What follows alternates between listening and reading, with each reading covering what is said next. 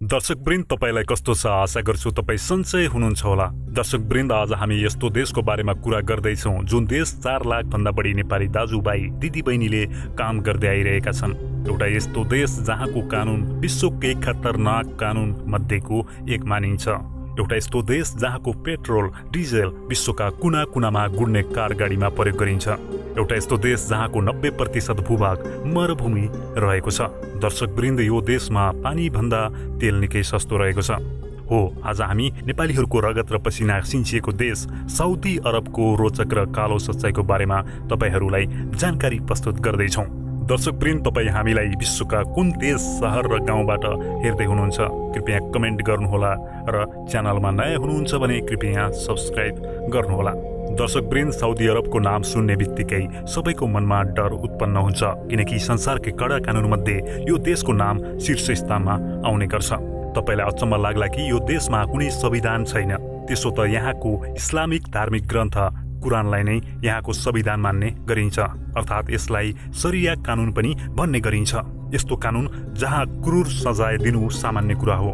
Saudi Arab देश एकमात्र यस्तो देश हो जहाँ सजायको रूपमा शिर विच्छेद गर्ने, हात काट्ने, अङ्ग विच्छेद गर्ने र ढुङ्गाले हिर्काउने जस्तो क्रूर सजाय आज पनि दिने गरिन्छ।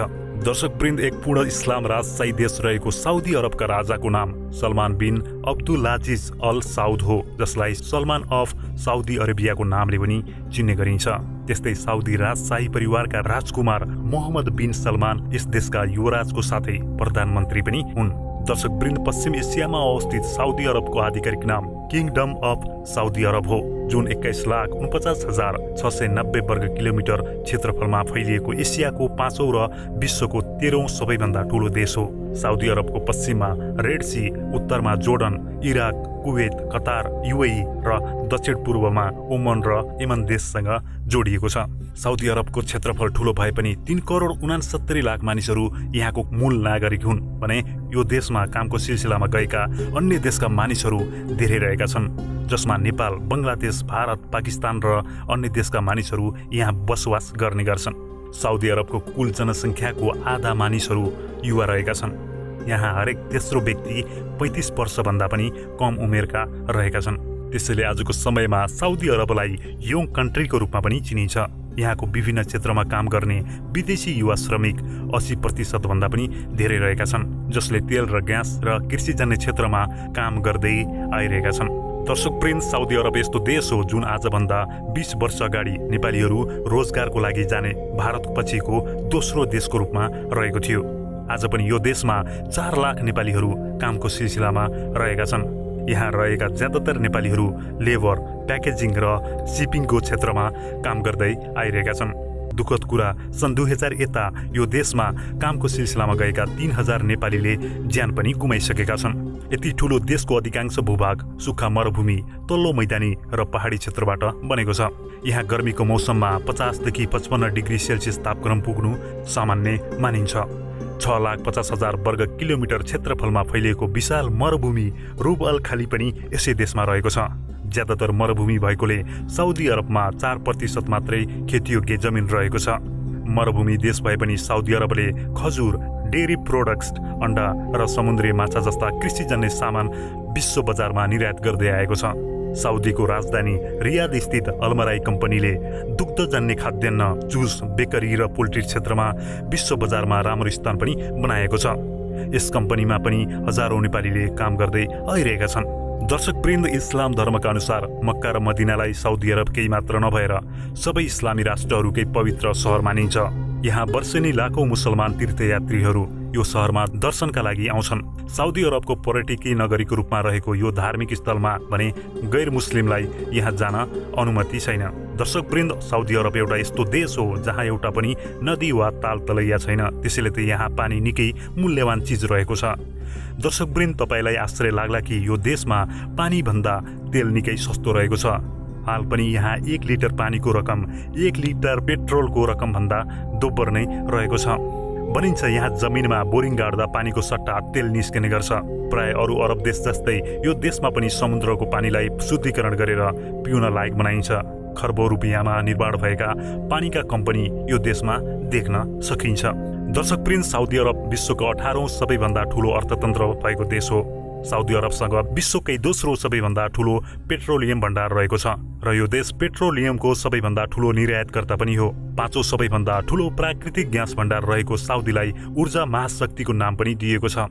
विश्व बैंकका अनुसार साउदी अरब खाडी देशमध्ये व्यापारका लागि सबैभन्दा राम्रो स्थल मानिन्छ।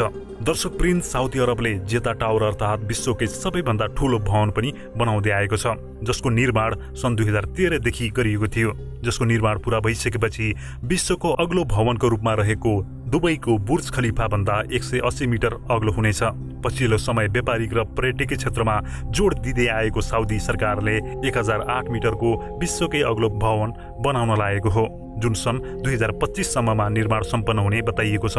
यसको साथै अन्य मेगा प्रोजेक्टहरूमा the Line, Oxagon, Amaala, the Red Sea, Diriyah gate आदि रहेका छन्, जसले साउदी अरबको पर्यटन क्षेत्रमा टेवा पुग्नेछ। दर्शकवृन्द, साउदी अरबले उटको व्यापार पनि गर्ने गर्छ।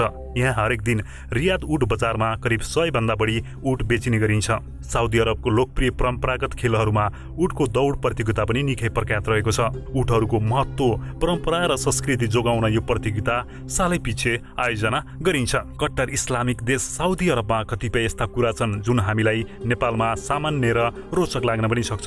दर्शकवृन्द, साउदी अरबमा केवल नागरिकको लागि मात्रै पुलिस राखिँदैन। यहाँ सम्पूर्ण इस्लाम धर्मको शुद्धताका लागि पनि धार्मिक पुलिस खटाइने गरिन्छ। भनिन्छ साउदी अरब सरकारले साउदी अरबको मक्का मदिनामाथिबाट उडिरहेको हवाई जहाजमा रक्सी पिएमा पनि कानुन लाग्न सक्छ। दर्शकवृन्द, साउदी अरबमा रहेका सबै पसलहरूमा नमाज पढ्ने बेला बन्द गर्नुपर्ने नियम रहेको छ। यो समय अवधिमा कसैले पनि सामान किन्न र बेच्न पनि पाउँदैन। यस नियमको उल्लङ्घन गरेको पाइएमा यहाँ कडा सजाय पनि रहेको छ। दर्शकवृन्द, साउदी अरब सायदै दुनियाँभरिमा एउटा यस्तो देश होला जहाँको महिलाको ब्याङ्क खाता खोल्न पनि आफ्नो श्रीमानको अनुमति लिनुपर्छ। यसको साथै यस देशको महिलाले एक्लै कार चलाउन पाउँदैनन्। त्यसको लागि पनि परिवारको पुरुष सदस्यको अनुमति लिनुपर्छ। यहाँको सरकारले परिवार नियोजन या बन्दाकरण गर्नको लागि पनि प्रतिबन्ध लगाएको छ, अर्थात् यहाँका मानिसले चाहे जति बच्चा जन्माउन सक्छन्। साउदी अरबमा पोर्क अर्थात् सुँगुरको मासु बिक्रीको लागि पनि प्रतिबन्ध लगाइएको छ। यहाँ लुकी छिपी यसो गरेको पाइएमा कडा सजाय पनि रहेको छ। दर्शकवृन्द, साउदी अरबमा तपाईँले समलैङ्गिक सम्बन्ध अर्थात् गे रिलेसन बनाउन पाउनुहुन्न। यस्तो गरेको पाइएमा यहाँ मृत्युको सजायसम्म पनि हुन सक्छ। यो देशमा जादु टुना पनि प्रतिबन्ध रहेको छ। त्यस्तै साउदी अरबमा भएका गैर मुस्लिम वा अन्य धर्मका मानिसलाई यो देशको नागरिकता लिने कुनै अधिकार छैन र गैर मुस्लिम धर्म मान्ने मानिसले आफ्नो धार्मिक स्थल बनाउन पाउँदैन। साथै गैर मुस्लिम मानिसको मृत्युपछि साउदी अरबको सीमाभित्र गाड्न पनि मनाइ गरिएको छ। दर्शकवृन्द, फुटबल साउदी अरबको राष्ट्रिय खेल हो। साउदी अरबको राष्ट्रिय फुटबल टोलीलाई एसियाको सबैभन्दा सफल राष्ट्रिय टोली मध्येको एक मानिन्छ। साउदीले अहिले फुटबलमा खोला बगाए जसरी पैसा बगाइरहेको छ। हालसालै मात्र साउदी अरबले अल नासर फुटबल क्लबका लागि 200 मिलियन युरोमा 2.5 वर्षको लागि रोनाल्डोलाई साइन गराएको छ। रोनाल्डो यस क्लबमा आएसँगै उनले यस क्लबका लागि 20 खेलमा 20 गोल पनि गरिसकेका छन्। दर्शकवृन्द, तपाईँलाई भिडियो कस्तो लाग्यो हामीलाई कमेन्टमा लेख्नुहोला र रोचक जानकारीको लागि च्यानलसँग जोडिनुहोला।